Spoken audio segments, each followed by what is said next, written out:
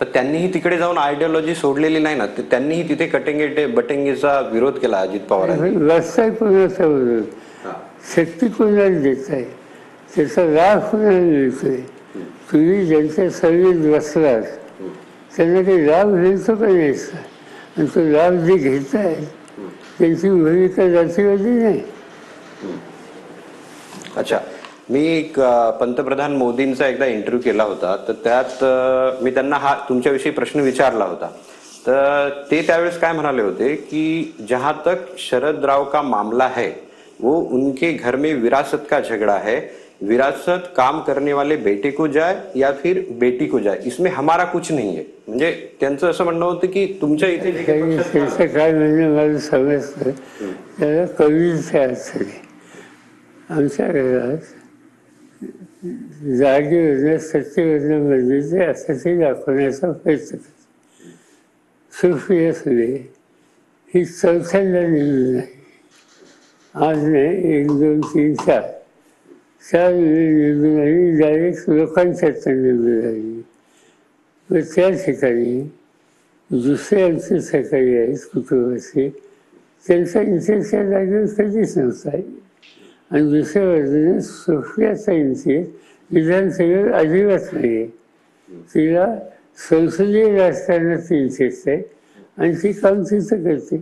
त्यामुळे मोदी सांगतात म्हणजे प्रधानमंत्री पदावर बसलेल्या लोकांनी थोडं खरं बोललं पाहिजे.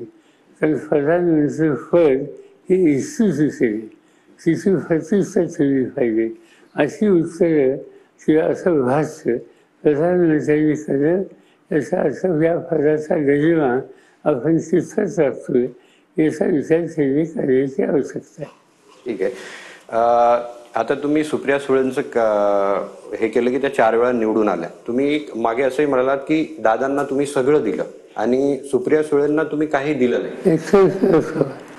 21 लोकसभा बाकी काही. हा, 21 लोकसभा तुम्ही काही दिलं नाही. पण आता दादा तुमच्याकडे नाही आहेत. आता जर पक्षातून मागणी झाली की सुप्रिया सुळेंना मुख्यमंत्री करा, तर मग तुम्ही काय करणार?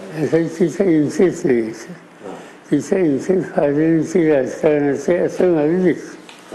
लोक वागल्या काही करते पण शेवटी आपली पसंती काय हे बघावं लागतं.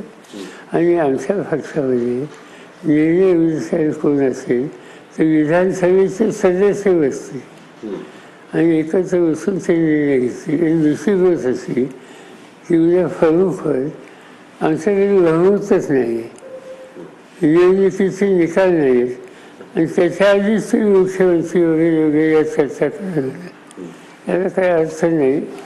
याच्यात प्रॅग्मॅटिक आणि प्रॅक्टिकल ॲप्रोच घेतला पाहिजे. निवडणुका होऊन गेल्या पाहिजे.